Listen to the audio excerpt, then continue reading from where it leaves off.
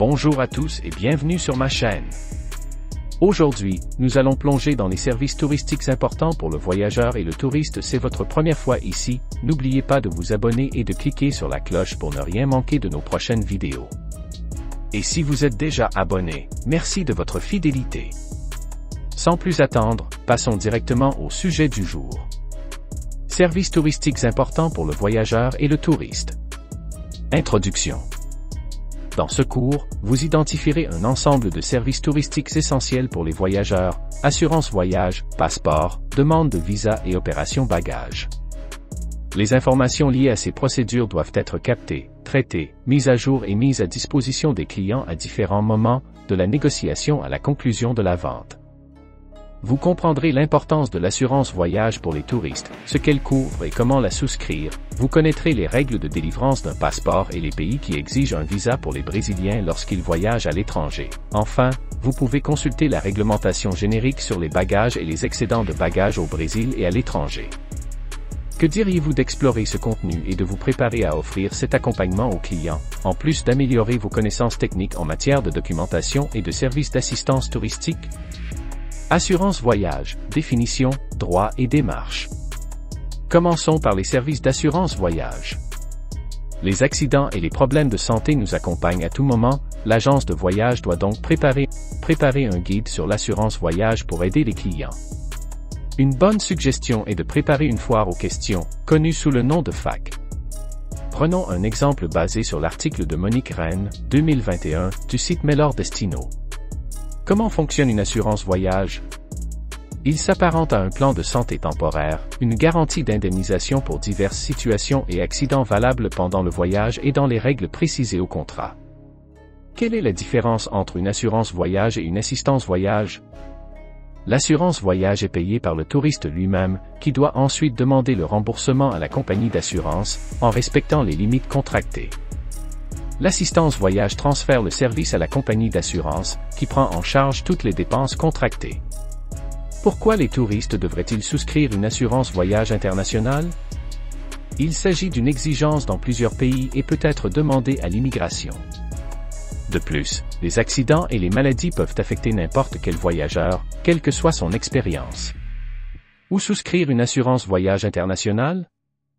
Dans une entreprise spécialisée, une agence de banque touristique, une compagnie aérienne choisie pour le voyage, des sites de vente de billets, des agences de tourisme ou des sociétés d'exploitation de cartes de crédit. Quel est le délai pour souscrire une assurance voyage?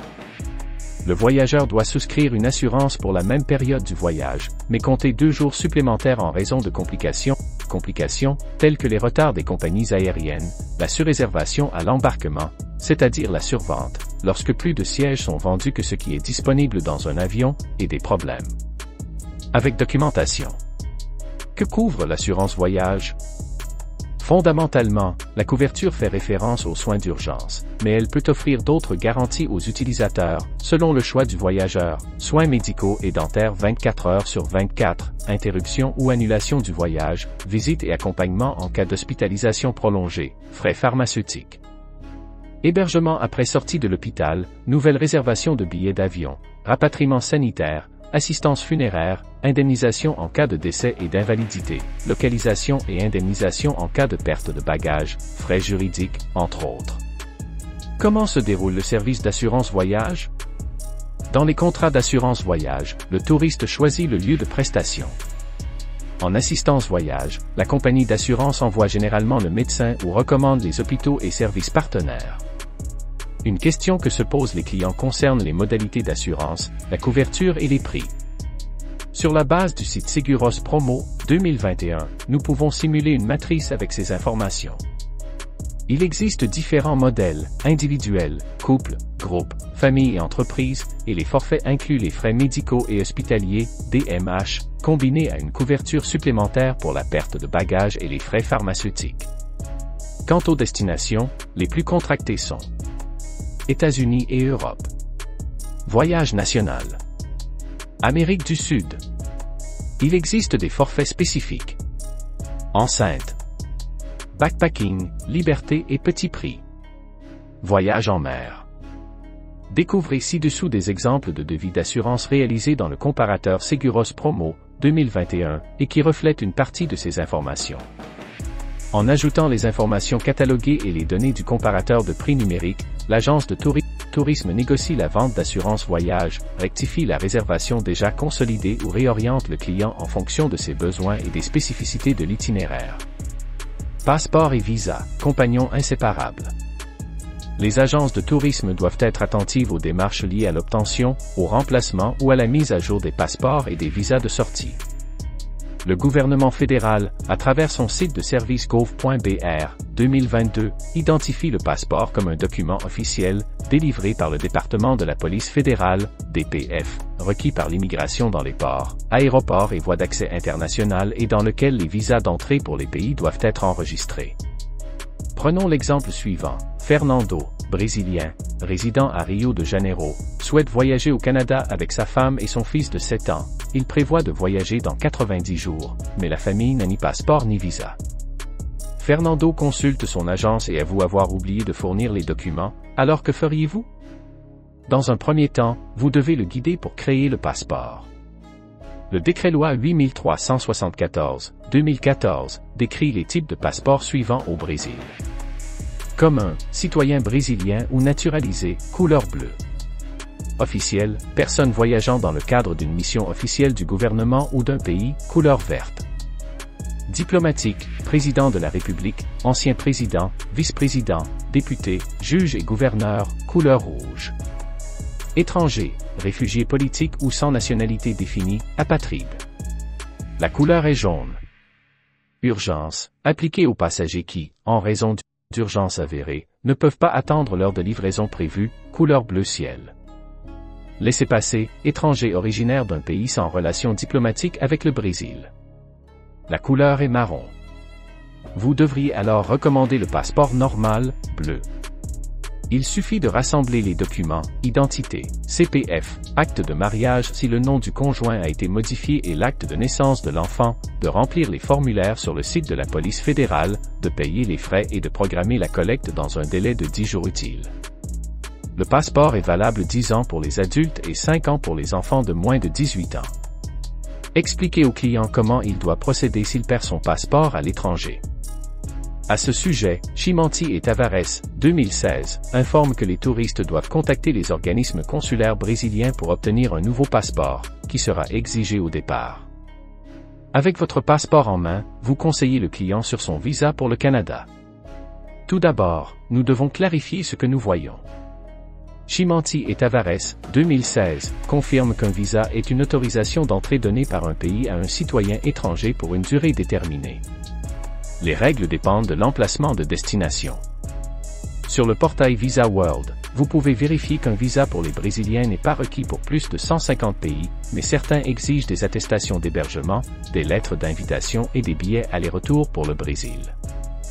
Lors de l'accès, vous confirmez au client la liste des pays qui nécessitent un visa pour les Brésiliens, États-Unis, Canada, Australie, Inde, Égypte, Chine, Japon, Cuba, Angola et plusieurs pays du Moyen-Orient et d'Afrique. L'étape suivante consiste à informer le client que le Canada figure sur cette liste. Une recherche sur le site de l'ambassade du Canada, 2022, montre que le délai de demande de visa est d'environ 30 jours. Compte tenu des 10 jours pour préparer le passeport, vous conseillez au client de programmer le voyage 60 jours après la date de cette consultation, comme gage de sécurité. Ces informations et les conseils conséquents que vous donnez aux clients dans des cas similaires leur permettent de comprendre l'importance de demander un passeport et un visa à l'avance et garantissent à l'agence un vote de confiance pour de futurs voyages. Bagages, informations, procédures et problèmes. Depuis l'émergence des avions supersoniques, la capacité de transport de masse et le volume des bagages ont considérablement augmenté. Mario Beni, 2018, renforce que les modèles MD-11, Boeing ou Airbus peuvent transporter 800 passagers, mais peu d'aéroports ont la capacité d'absorber ce flux de personnes et de bagages. La réglementation sur les bagages a donc subi des changements importants. Simulons une situation pratique qui se produit fréquemment lors de l'enregistrement des bagages. Supposons qu'en tant que vendeur dans une agence de voyage, vous répondiez à un groupe avec des questions sur certaines procédures liées aux bagages. Profil des touristes, groupe de religieux en Israël, en Égypte et en Grèce. Origine, plusieurs villes du Brésil. Embarquement à Sao Paulo. Tranche d'âge, plus de 60 ans.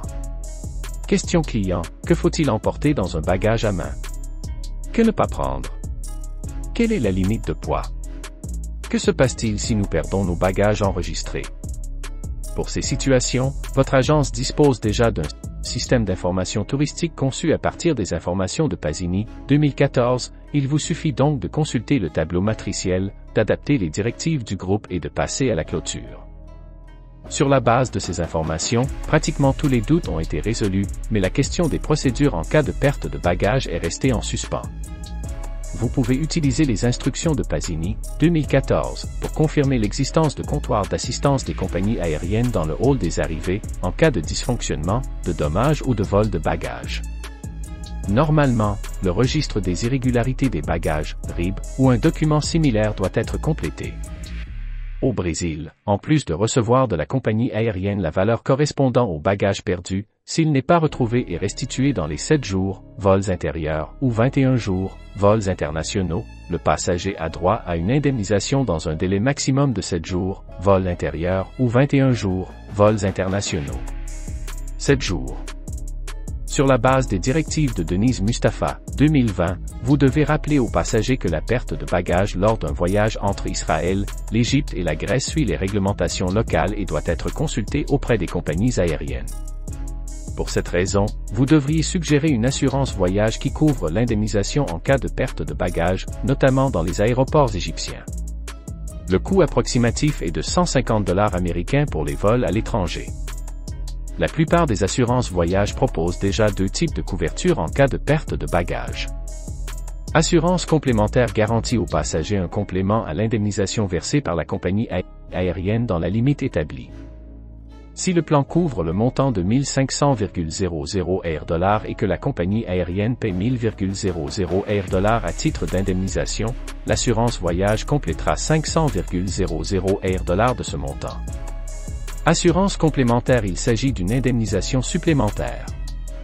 Exemple, si la couverture prévue dans le contrat est de 1500,00 $, l'entreprise couvre l'indemnisation de 1000,00 $ et l'assuré reçoit également les 1500,00 $ supplémentaires de l'assurance, c'est-à-dire que quel que soit le montant payé par l'entreprise, le passager recevra de l'assureur le montant total fixé au contrat.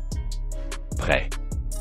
Vous avez suivi avec succès les instructions concernant les restrictions et pertes de bagages et pouvez compter sur la prudence du groupe quant aux précisions fournies. Leçon vidéo, services touristiques importants pour les voyageurs et les touristes. Dans cette vidéo, vous identifierez les caractéristiques et les procédures de 3 services qui impliquent les activités de l'agence, l'assurance voyage, les passeports et visas et l'enregistrement des bagages. Tout d'abord, vous découvrirez les types et les couvertures de l'assurance voyage et comment organiser une FAQ sur le sujet. Plus tard, vous vérifierez les procédures relatives à la préparation du passeport et des visas d'entrée. Enfin, il analysera le soin que les touristes doivent apporter aux procédures d'enregistrement et de perte des bagages. Savoir plus. Dans cet article, vous pourrez accéder aux informations sur le passeport électronique. Il s'agit en effet de l'implantation d'une puce d'enregistrement des données qui garantit une plus grande sécurité de ce document. La puce est positionnée à l'intérieur de la couverture du passeport et les données sont protégées par une certification d'authentification numérique soumise au protocole EAC, Extended Access Control. Et voilà, c'est tout pour aujourd'hui. J'espère que cette vidéo sur les services touristiques importants pour le voyageur et le touriste le plan de Dieu vous a plu et que vous avez appris quelque chose de nouveau. N'hésitez pas à laisser un commentaire ci-dessous pour partager vos pensées et poser vos questions, j'adore lire vos retours. Si ce n'est pas déjà fait, pensez à liker la vidéo et à vous abonner pour ne pas rater les prochains contenus. Merci d'avoir regardé, et à très bientôt pour une nouvelle vidéo.